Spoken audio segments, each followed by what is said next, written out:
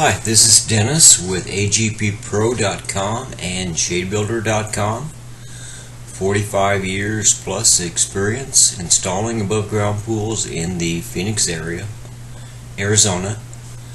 Today we are installing a 16 by 28 liner. It's an expandable liner. It's going into a deep end, but we are focusing more on just the installation of standard liner. Again, this is the Doughboy pool with a Doughboy liner, and the recommended way of installing it is to put this over top of the top rails, as you see.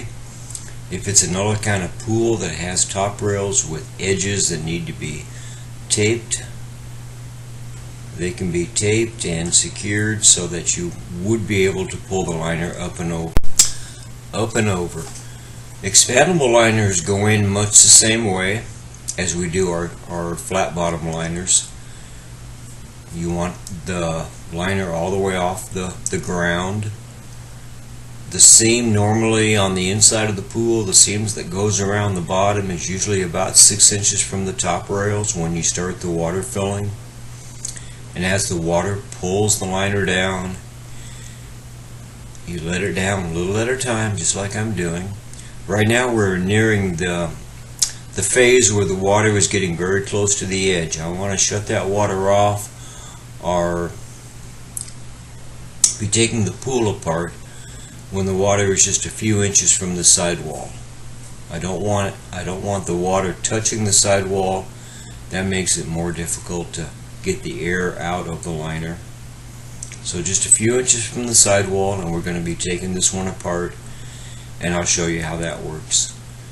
The important thing with taking it apart is don't take apart too much at a time, just a little at a time, and then put it back together. That way you don't have a chance of the wall blowing down. And that could happen at any time on any given day. Just a slight breeze will, especially on the sides, it will just lay that wall flat down, and then you're kind of messed up. So take extra precaution. A few rails at a time, pull the liner up and over, and you're good to go. So we're going to get to that phase here in just a minute, where we start taking the pool apart.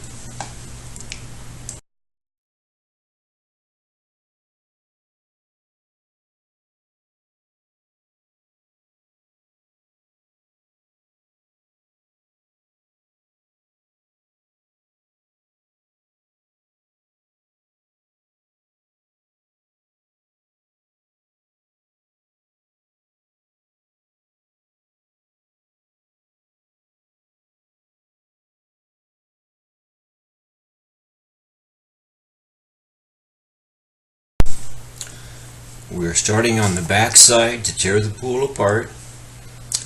Take the top rails off, the top caps, the rods, the coping, the extra liner from the old liner that gets cut out.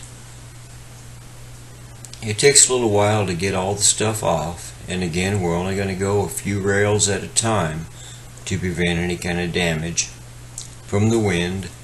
We always protect that side wall so it doesn't blow down.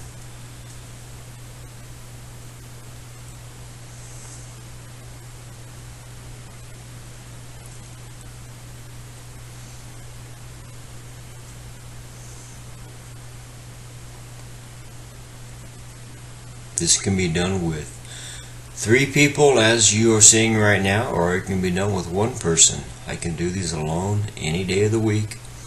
It's not a problem. You just change the process, change the way you do things. But right now there are 3 of us working on it, so it's a very quick process. I'm in the lead, taking the rails off, and then I'll go back and set the liner. And as we progress, I'll just be taking rails off and setting the liner, clothespinning it into place. I use my nice wooden clothespins, right there. And at this point, it takes some figuring out as to how you want that liner to fit. You want it to pull up straight. You want it to be a couple inches from the wall on the inside and smooth, or between the liner and the wall, and then again smooth on the inside of the liner. So sometimes you get little slanted wrinkles going up the side, and you try to work those out so everything is straight. It takes a little time, a little patience. You need that water exactly where it should be, and sometimes we shut the water off when it's at that perfect location. But this is the liner getting close-pinned into place so that the guys can come behind me, install the coping and the metal rods, and start putting the pool back together. So as we proceed around the pool, it will be installed behind me. That way there's no chance of anything blowing over or any kind of damage from wind.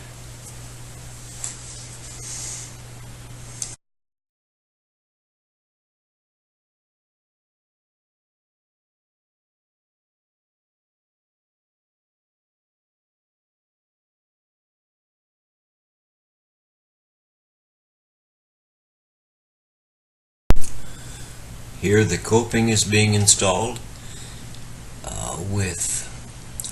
this was an existing pool that we're just installing a new liner in. Anytime you put a new liner in your pool, replace the coping. It's always a good idea. The coping gets dry and brittle and it won't hold the liner in place, so new coping is always a good thing. But this is how the coping goes on. The liner's been set in place. We'll put on a little coping here, and then William will go back and start installing the rods, top caps, hold that pool in place.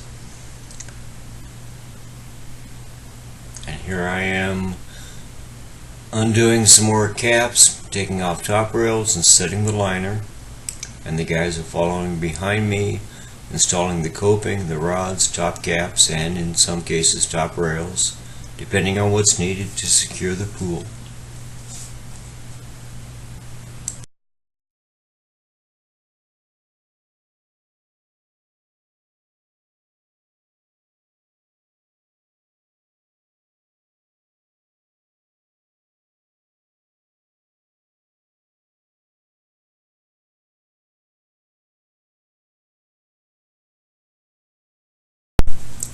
This clip shows you the proper setting for how the liner should look. The excess liner is tucked back into the inside of the pool with an even 2 inches hanging over the outside of the pool, and that's how it should look before the top rail goes back on. On this pool, with the Doughboy pool, the metal rods with the top cap snapped down over top of them and screwed into place, that will secure the pool. Some pools have to have the top rails installed, so I would not be this far ahead. I'm way over there at the finish line, and the end is just held up with the metal rods, but that is very sufficient for a Doughboy pool. The top rails will go on very soon. So we're almost done with setting the liner, and at that time I will go straight to the skimmer area and get the skimmer and the return installed. I will do more detail on that in a future video, but this one's more about setting the liner, getting the proper overhang on the outside, and well, that's just how we do it.